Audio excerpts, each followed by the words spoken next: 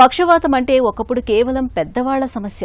కానీ ఇవాళ చిన్న వయసులోనే పక్షవాతం కేసుల్ని చూస్తున్నాం. 25-30 ఏళ్ల వారిని సైతం పక్షవాతం కబళిస్తోంది. నిండు జీవితాల్ని నిర్వీర్యం చేస్తోంది. అస్తవ్యస్తమైన జీవనశైలి, అధిక బరువు, ఊబకాయం, హై బీపీ, షుగర్ వంటి మెటబాలిక్ జబ్బులతో పాటు పొగ, మద్యం వంటి అలవాట్లు చిన్న వయసుకే పక్షవాతాన్ని తెచ్చిపెడుతున్నాయని చెబుతున్నారు డాక్టర్లు.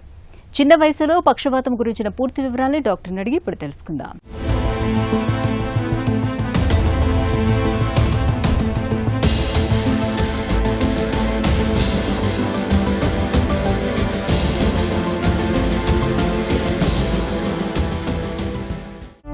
చిన్న వయసుకే పక్షవాత ముప్పు ఎందుకు పెరుగుతోంది?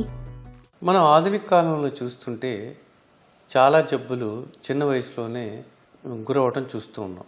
అంటే వీటన్నిటికీ ముఖ్య కారణం చాలామంది శారీరక శ్రమ తగ్గిపోవటం. అంటే కూర్చుని కాన్స్టెంట్గా వర్క్ చేయటం వలన, ఎక్సర్సైజ్ చేయలేకపోవటం వలన వెయిట్ పెరగటం. ఈ వెయిట్ పెరగటం వలన డయాబెటీస్, హైపర్ టెన్షన్ ఆల్రెడీ వాళ్ళకు వచ్చే లక్షణాలు ఉన్న వాళ్ళకి ఇవి కూడా తోడవటం వలన ఎర్లీగా రావటం ఒకటి ఉంటుంది. అలాగే ముఖ్యంగా మనం చూస్తే కొన్ని హ్యాబిట్స్, స్మోకింగ్ అని, ఆల్కహాల్ అన్నీ తోడవటం, దానికి తోడు ఇప్పుడు మానసిక ఒత్తిడి, వీళ్ళకి ఇవన్నీ తోడవటం వలన తరచూ వీరు గుండెకి సంబంధించిన వ్యాధులు, ఈ పక్షవాతం బ్రెయిన్కి సంబంధించిన వ్యాధులు చూస్తూ ఉన్నాం. పెద్దలతో పోలిస్తే చిన్న వయసులో వచ్చే పక్షవాతం ఏవైనా తేడాగా ఉంటుందా? సో జనరల్గా యువతలో స్ట్రోక్ వచ్చిందంటే ముఖ్యంగా మనం చూసుకోవాల్సింది గుండెకి సంబంధించిన వ్యాధులు ఏమైనా ఉన్నాయో చూసుకోవాలి. అంటే ఉదాహరణకి కొద్దిమందికి వాల్వులర్ హార్ట్ డిసీజెస్ ఉంటే వాళ్ళలో ఈ హార్ట్ కొట్టుకోవటంలో తేడా రావటం వలన, అంటే ఏట్రియల్ ఫిబ్రిలేషన్ లాంటివి ఉండటం వలన వీళ్ళకి స్ట్రోక్స్ బారిన పడే ప్రమాదం ఉంటుంది. అలాగే జెనెటిక్ ఫ్యాక్టర్స్, కొంతమందికి ఈ కోయాగులేషన్ సిస్టంలో కూడా తేడా రావచ్చు. అంటే మనం ఏం చేస్తాం, యంగ్ పేషెంట్స్ కనుక స్ట్రోక్ బారిన పడి వస్తే కనుక, ఆరు గుండెకి సంబంధించిన వ్యాధులతో వచ్చినా కూడా వీళ్ళకి మనం ఎస్పెషలీ బీపీ, షుగర్ లాంటివి లేకపోతే కనుక మనం ఖచ్చితంగా మిగతా ఫ్యాక్టర్స్ ఎక్స్క్లూడ్ చేసుకోవాలి. అంటే ఆడవాళ్ళు అయితే కనుక ఏమైనా హార్మోన్స్ వేసుకుంటున్నారా, లేకపోతే కనుక ఎవరైనా సరే వీళ్ళకి మిగతా అలవాట్లు, స్మోకింగ్, ఆల్కహాల్ లాంటివి ఎక్కువ ఉన్నాయా. తర్వాత కొన్ని బ్లడ్ టెస్ట్లు కూడా చేస్తాం. అంటే హోమోసిస్టిన్ లెవెల్స్ అని, ప్రోటీన్ సి, ఎస్ యాంటీథ్రాంబిన్ 3 అని, యాంటీఫాస్ఫోలిపిడ్ యాంటీబాడీస్ అని, ఇలాంటివి కూడా టెస్టులు చేస్తాం. ఎందుకంటే ఇది జన్యుపరంగా సంబంధించినవి ఉండొచ్చు కాబట్టి దీని వలన ప్రాబ్లమ్స్ రావచ్చు. పక్షవాతం తాలూకు లక్షణాలు ఎలా ఉంటాయి?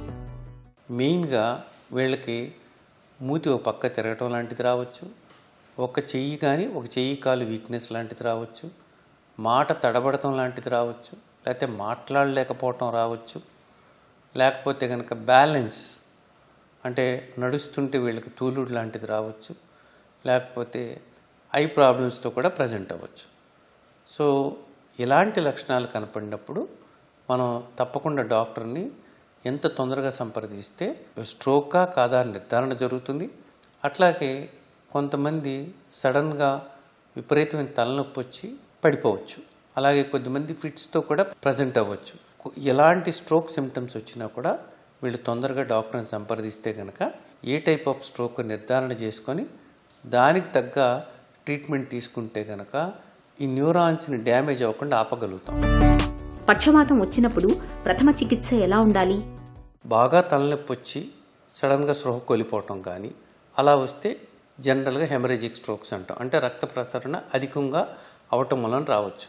లేకపోతే కొంతమంది బ్లడ్ సర్క్యులేషన్ తగ్గటం వలన వీళ్ళకి బ్యాలెన్సింగ్ ప్రాబ్లమ్స్ కానీ, చూపులో తేడా రావటం వలన కానీ, లేకపోతే మూతి పక్కకి తిరగటం కానీ, లేకపోతే కనుక చెయ్యి కానీ కాలు కానీ, లేకపోతే చెయ్యి కాలు వీక్నెస్ లాంటిది ఒక పక్కకి రావటం కానీ, అలాగే మాట తడబడటం కానీ, లేకపోతే మాట్లాడలేకపోవటం కానీ, ఇలాంటి సమస్యలు వచ్చినప్పుడు తప్పకుండా డాక్టర్ని సంప్రదించాల్సిన అవసరం ఉంటుంది.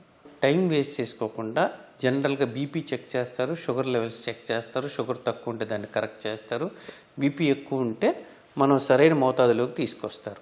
సో అందుకని మనం తొందరగా డాక్టర్ దగ్గరికి వెళ్తే, హాస్పిటల్కి వెళితే కనుక ఈ ఫ్యాక్టర్స్ని మెజర్ చేసి దానికి అవసరమైన స్కాన్ చేస్తారు. అలా నిర్ధారణ చేసిన తర్వాత తొందరగా వస్తే కనుక విండో పీరియడ్ అంటే 4.5 hours లోపల వస్తే కనుక రక్తనాళంలో ఉన్న ఆ క్లాట్ని డిజాల్వ్ చేయటం వలన బ్లడ్ సర్క్యులేషన్ మనం ఎస్టాబ్లిష్ చేయొచ్చు అన్నమాట. అదే హెమరేజిక్ స్ట్రోక్ అయితే ఉన్న బ్లీడింగ్ పెరుగుతుంటే అసలు ఎందుకు పెరిగింది, బీపీ మూలనైతే బీపీని కంట్రోల్ చేయటం, లేకపోతే చిన్న వయసులోనే వాళ్ళకి వేరే కారణం మూలాన ఏమన్నా వచ్చిందా కనుక్కొని దానికి తగ్గ మనం ట్రీట్మెంట్ తీసుకోవచ్చు.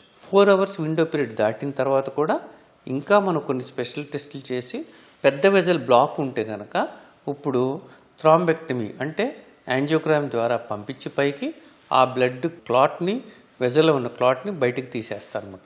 దీని మూలాన రక్త ప్రసరణ మళ్ళీ పునరుద్ధరించవచ్చు అన్నమాట. అలాగే ఒకవేళ బ్లీడింగ్ అవుతుంటే కనుక ఎందుకు అవుతుందో చెక్ చేసుకొని ఒకవేళ బీపీ మూలానైతే బీపీ కంట్రోల్ చేసుకోవటం, మాత్రల మూలానైతే దానికి తగ్గ మెడిసిన్స్ ఇప్పుడు ప్రోథ్రాంబిన్ సిట్రేట్ కాంప్లెక్స్ అని, లేకపోతే ఎఫ్ఎఫ్పి అని, లేకపోతే ఇంకా క్లాటింగ్ ఫ్యాక్టర్ ఇన్హిబిటర్స్ అని వచ్చినాయి కొత్త మెడిసిన్. ఇలాంటివి ఇచ్చుకుంటే కనుక ఒకవేళ మెడిసిన్స్ వాడుతున్నప్పుడు అయితే కనుక మనం మెదడు మీద యొక్క దుష్పరిణామాలు తగ్గించుకొని వీళ్ళు తర్వాత రికవర్ అయిన తర్వాత తక్కువ డెఫిసిట్తో బయటపడే అవకాశం ఉంటుంది. చిన్న వయసులో పక్షవాత ముప్పును ఎలా నివారించుకోవాలి? సో ముఖ్యంగా ఆధునిక కాలంలో మనం చూస్తుంటే కనుక అంటే శారీరక వ్యాయామం తగ్గిపోవటం, మానసిక ఒత్తిడి పెరగటం, కూర్చుని పనిచేయటం వల్ల అధిక బరువు పెరగటం, దాని మూలాన షుగర్ లెవెల్స్ పెరగటం, బీపీ లెవెల్స్ పెరగటం లాంటివి జరుగుతూ ఉంటాయి అన్నమాట.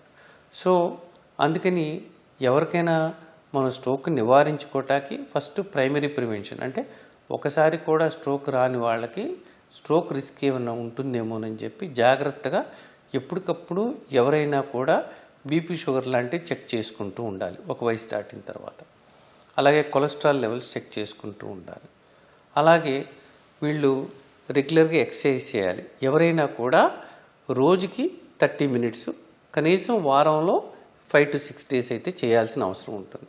అలాగే తీసుకునే ఆహారం కూడా ప్రాపర్ డైట్ తీసుకోవాలి, అంటే బ్యాలెన్స్డ్ డైట్ తీసుకోవాలన్నమాట. ఈ షుగర్ లక్షణాలు ఉన్న వాళ్ళలో వెయిట్ని ప్రాపర్గా మెయింటైన్ చేసుకోవాలి, మానసికంగా కూడా ప్రశాంతంగా ఉండాలి, స్ట్రెస్ లెవెల్స్ తగ్గించుకోవాలి. అలాగే స్మోకింగ్ లాంటిది ఉంటే మాత్రం ఖచ్చితంగా ఆపేసేయాలి. అలాగే ఆల్కహాల్ ఉంటే సోషల్ డ్రింకింగ్ యాక్సెప్టబుల్, అది కూడా పరిమితికి మించి తాకూడదు. సెకండరీ ప్రివెన్షన్ అంటే ఒకసారి స్ట్రోక్ వచ్చిన తర్వాత మళ్ళీ రాకుండా ఉంటాకి వీళ్ళు ఈ జాగ్రత్తలన్నీ తీసుకోవడంతో పాటు ఎందుకు వచ్చిందో కూడా చూసుకొని మళ్ళీ రాకుండా ఉంటాకి దానికి తగ్గ ట్రీట్మెంట్ తీసుకోవాలి. చిన్న వయసులో పక్షవాతాన్ని నివారించుకోవటానికి జీవనశైలిని అలవాట్లను గాడిలో పెట్టుకోవటం ఒక్కటే పరిష్కారం. అంతేకాదు పక్షవాతాన్ని తెచ్చిపెట్టే రక్తపోటు విషయంలో ఎప్పుడూ ఒక కన్నేసి ఉంచాలి. పొగ, మద్యం, ఒత్తిళ్లకు దూరంగా ఉండాలి.